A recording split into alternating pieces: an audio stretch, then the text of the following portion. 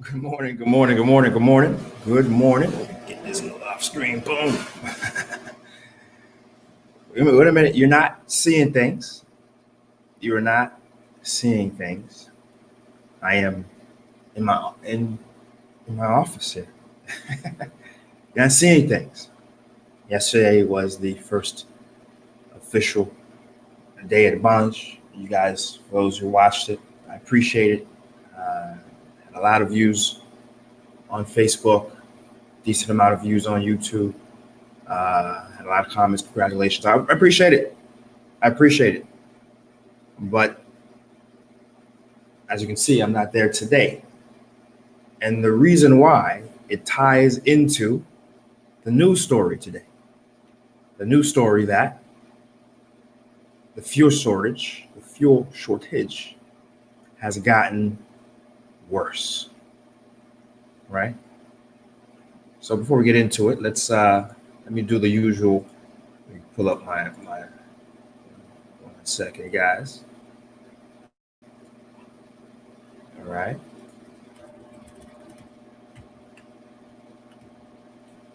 Before I get into the details, though, Haiti Business Show, Monday to Friday, bringing you news that's going to keep you informed, engaged, and reacting in the most optimal way for your business, investment, entrepreneurial activity. Today is the 3rd of September. Let's talk about it. Announcements, of course. We have a few announcements. We dropped an awesome video on Friday last week. It has to do with Rev Cinema. It's an awesome place to go and hang out and enjoy, especially right now in these stressful times. To be able to go grab some popcorn, sit in a very, very cold, I'm talking cold room. In fact, it was so cold. When I first walked in, one of the people were like, "Hey, can you put one of the ACs down?" I mean, they're like 3-4 AC. It's cold. It's hard to find a place that cold in Haiti.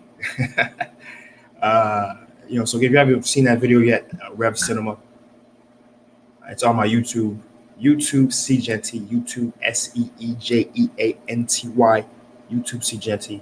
Go check it out. Okay. So this is actually going to be aired later. What we're saying right now is going to be aired later on Banj FM. Okay. The issue right now is the fact that the fuel shortage has gotten so bad, so dire, that two things are happening. First off, people are having difficulty getting to work. I mean, even yesterday, as I was driving to Banj FM, there was basically a ghost town. There were very few cars on the road. Most importantly, though, there were very few taps on the road. If you know anything about how Haitians get around, the Haitian working class, how they get around is through taps. The taps need gas.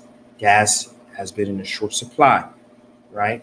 And the second big effect is that the majority of commercial institutions, offices, retail stores, etc., they run on generators because it's just Iyash is unpredictable and it's just a tête chargé.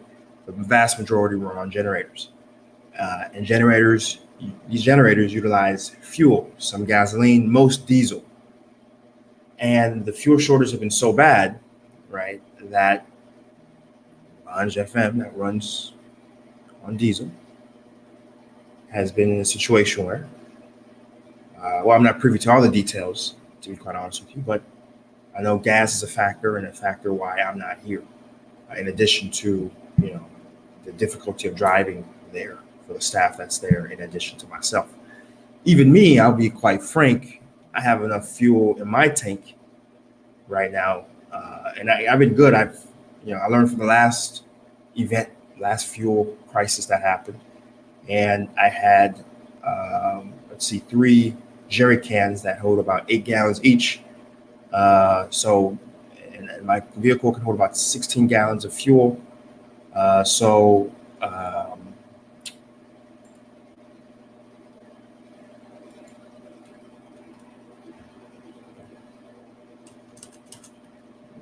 Give me 1 second, guys. Give me 1 second. We got to do something very important here on our side of things.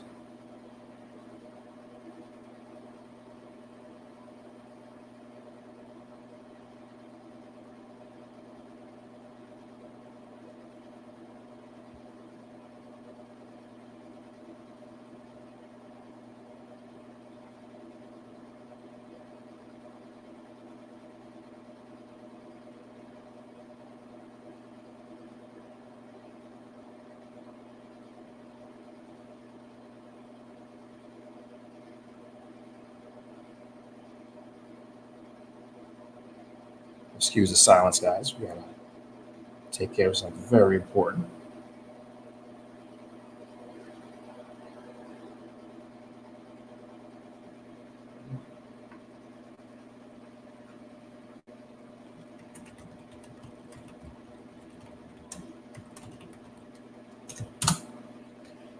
So I can understand, right, I can understand that, given that I saw with my own two eyes how difficult it was, um, to see people, and how difficult it was for people to get to work.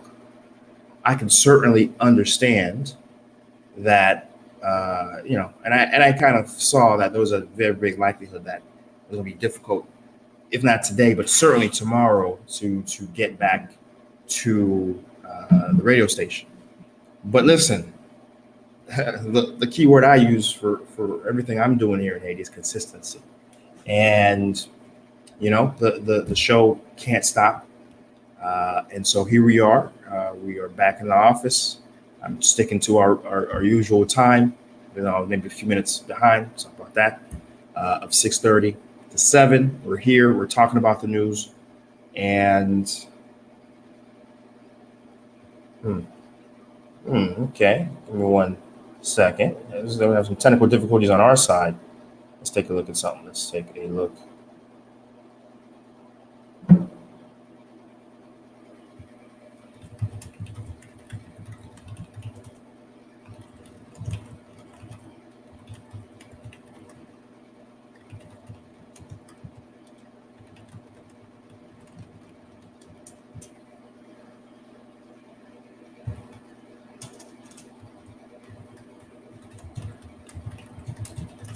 All right, some serious technical difficulties on my back end here. It's all good though. And so the issues, the issue at hand is with the news story that we're going to talk about, which is again the fuel shortage. Now, the fuel shortage genuinely has gotten from bad to worse. It has gotten from bad to worse. Even though we had a fuel delivery, but the level of exasperation, level of fatigueness, um, amongst the population, has hit an all-time high. We've had folks in the at the gas stations who were genuinely, reaching a boiling point. We saw throughout the city of Port-au-Prince, we saw burning tires. Throughout the city of Port-au-Prince, we heard of increased activity. Even because again, Montesson remains a very, and folks who don't know, it's an area between Kafu and Port-au-Prince, stretch that has been really become a bottleneck, for the population as a whole.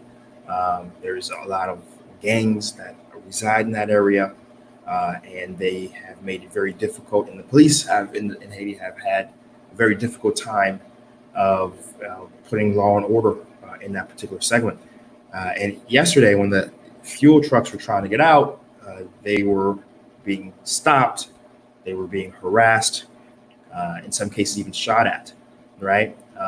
To the point where the fuel truck drivers, right before Matissa, stopped. They put a blockade and they demanded that the police be more engaged and active. And finally, towards midday, we did get an announcement from the the Haitian Ministry of State, our internal affairs state, and said that they would institute to a policy where police were going to escort the fuel drivers across Martisa, and in some cases to their final destination, wherever they were going. So there, right there, we see the necessity of certain actions, which, and this of course delayed because we had a delivery of over 284,000 barrels of oil yesterday, but that back and forth and that blockade of drivers stopped and slowed things down further. Now, for our accounts, the fuel issue should be resolved for the next week or two. That 284,000 barrels of oil should cover the fuel needs of Haiti for about at least two, maybe 3 weeks. But then in 2 and 3 weeks, we're going to be right back at it. So the protest that occurred yesterday was in entirety led by drivers, modal drivers, in large part, but it's also supported by a large sector of the population, because school has started for many people, many families, and the school year is going to start in full next week. Next week, the school year, and this is for everybody, public schools, etc., is going to start next week. Now, okay, great, we have a delivery of oil that just came. It's going to keep things at ease for 2 or 3 weeks. But imagine you being a family and having to, this past 3 months or 2 months, past 2 months where this fuel issue has been a problem, there hasn't been school. Now with school coming, you have to get to work, you have to get your kids to school. A lot of folks pay for moto drivers. A lot of folks pay for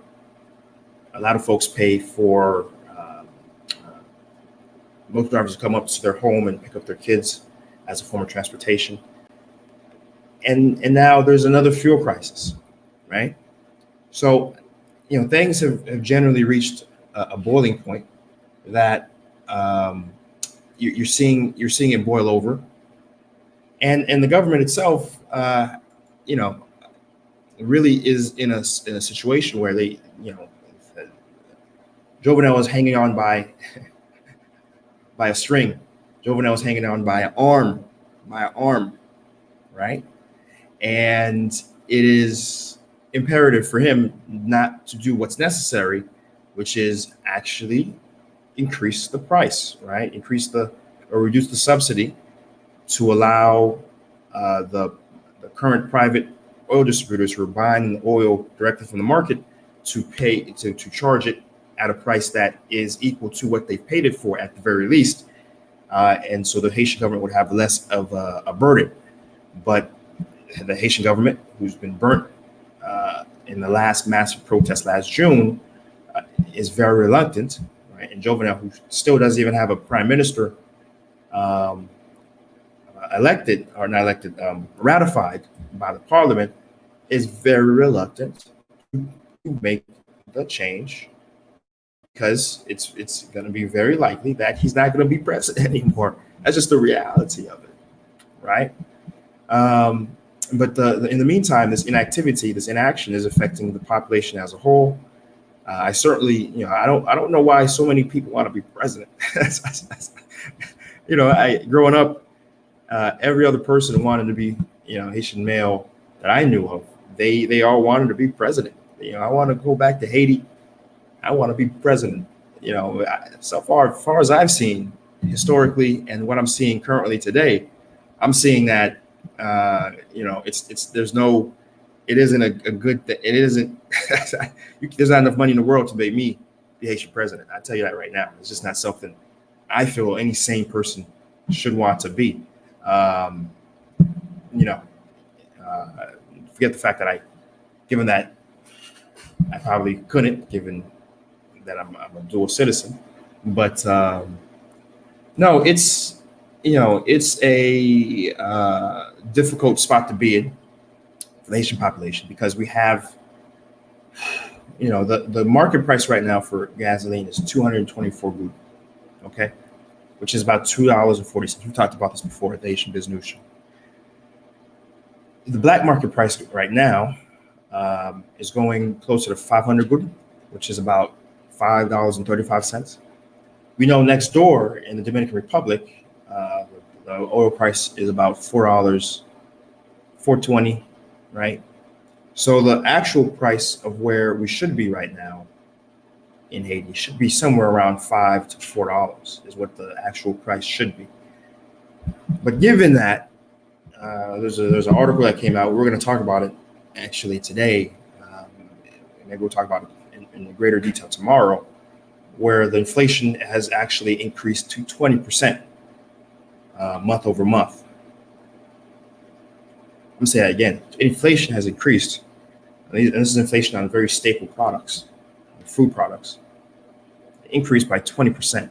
So if you bundle the fact that we're already seeing an increase of inflation of 20%, you bundle that with the fact that if you had the devaluation of our currency of almost 50%, and then you put that nail in the coffin and you increase the fuel price by where it actually should be, and even a slight increase, you say 10%, 30%, that's going to have a ripple effect throughout the entire economy. Because remember, I just told you, the vast majority of all retail stores and commercial facilities in Haiti, they don't use state power because the state power is too unpredictable and just not reliable, right? They're using generators, which utilizes purchased fuel, right? So when you do an increase of fuel, you're increasing it on every layer of society, from the Malere, who has to take tap-taps and motos to get around, to the Greneg, who's running his massive plant, massive facility using generators. I mean, the entire society, the entire rung of society is affected because, again, the state doesn't produce electricity, right? It doesn't. And so, it's not, it's, again, that's what I'm saying. That's what I was joking just now, saying it's, I want to be in a situation, I wouldn't want to be in the place of a president right now. That's why you can't pay me to be president of Haiti. For that reason and many other reasons, I wouldn't be president, right? But, so that's the news story. That's where we're at. I did want to talk about, bring it back, the business concept here. There isn't much of a business concept other than say that, it's, you have to have reserves, right? You have to have reserves when you're dealing in this. In fact, I'm looking to double my reserves once I validated that there's enough gas out there and it's not a massive line of people as it has been yesterday. I am looking not only to refill my reserves, which are down to 0, but also double them. I had 3 jerry cans. I'm going to get 3 more, making it 6 jerry cans, which should last me at the next crisis, which will happen most likely next month. I'll be able to go, instead of just, I think I'm 2 weeks without having to fill up. That should give me about 3.5 weeks of being able not to fill up. And probably every crisis, I'll try to double up and get 3 more jerry cans. So that's the business concept here, is just, in terms of, what you need to do to help fortify what you're doing in the country. Also, I'm gonna get another diesel container for my own generator here in my office, is to make sure you have reserves of fuel. Okay. So one thing I did want to talk about very quickly, I wanted to talk about the Hurricane Dorian. It's pounding Bahamas right now. Bear in mind, folks, Bahamas has a population of about 400,000 people and 800,000 Haitians. I'll say that again. Bahamas has 800,000 Haitians, first, second generation Haitians living in the country. Okay. So that's 20% of the population, if you do the math. So that's not a small number. We need to pray, even if there weren't a lot of Haitians there, we need to pray for Bahamas. That's just being, I'm not looking forward to seeing the aftermath pictures. I'm seeing some of the current folks who are experiencing the storm right now. And I'm not looking forward to seeing the aftermath. It's going to be heart-wrenching. We don't know what the death toll is, but we know there's going to be deaths. And so our prayers, certainly I want to just take a second. Our prayers are out for Bahamas right now, and our brothers and sisters of just Bahamian descent, but more importantly, our brothers and sisters, not more importantly, as equally, our Haitian brothers and sisters who are living out in Bahamas right now and being affected. So certainly we're thinking of them, and we can't imagine what would happen if Dorian had came over to Haiti. All right. So, and John Lamb on YouTube left a comment and said that if there were political stability, this wouldn't be happening. You're absolutely right. Haiti needs a refinery. I'm not sure what we do with a refinery. Usually refineries work in countries that are extracting oil, and then they do something with it. I'm not too sure what a refinery would do, to be quite honest. But the political stability, you're right. You're right on, John Lamb. We do need some work on that. Rica's Prince on YouTube writes, Jacquemin was the first place Caribbean to have electricity. It's 2019, about to be 2020. How come our country doesn't have electricity still? It's like they want us to live in a primitive. That's crazy. Awak Prince, I agree with you, my brother. There's a lot of things in 2019 that Haiti doesn't have. Electricity is one pillar, but there's a lot of things that Haiti doesn't have in this day and age that it should, right? From a lot of these basic administrative tasks that are done by paper and ink. The fact that Haiti doesn't have PayPal, that doesn't go on. I can have a whole emission on what Haiti doesn't have, but I agree with you. Electricity certainly should be one of the first things we should have. We should be talking about, we shouldn't have me talking about 2019 about how a nation is unable to provide electricity to its people. Anyway, but in any case, great point. So that's where we're going to end it. For the folks who came into or listening to the radio station at this time, are in watching Seejeanty. Again, I'm just going to remind you folks, hopefully this won't last for too long. We're back in the office here because the fuel shortage has affected the radio station. They wouldn't have enough to be able to operate their diesel machine. And so here we are, and we are still haven't had a mission. We still had the episode. We had to talk about it, and the episode talked about fuel shortage. So some folks who came in a little late, that's what's going on. Don't panic. We're hoping that we'll be back in the radio station tomorrow. But of course, consistency is key, and we had to still get the episode out. So we just came back to our usual digs here. And for the folks who like what I'm doing here, who like what we have going on, don't just watch and leave. Do subscribe, however you're watching it. Just hit that red button, hit that blue button, subscribe, hit that follow. Those who are just watching, listening on the radio in Haiti, pour moun ki ap suiv nan Radio Haiti, parce que this emission is going to be rebroadcasted on the airwaves. Pour moun ki ap écouter, si nou vle, suiv nou, c'est YouTube Seejeanty, www.youtube.com Seejeanty. For my folks listening on the airways right now in Haiti, YouTube Seejeanty. And of course, leave a comment, hop on either Facebook or YouTube, watch the video, leave a comment. I respond, I read, and let's continue the conversation. We're here Monday to Friday from 6:30 a.m. to 7 every day. So for folks who appreciated this, I look forward to seeing you guys tomorrow, where we'll talk about more business in Haiti. And it's not just some random guy talking about Haitian topics. I'm here in Haiti talking about those issues. So it's coming from a personal perspective as well, right?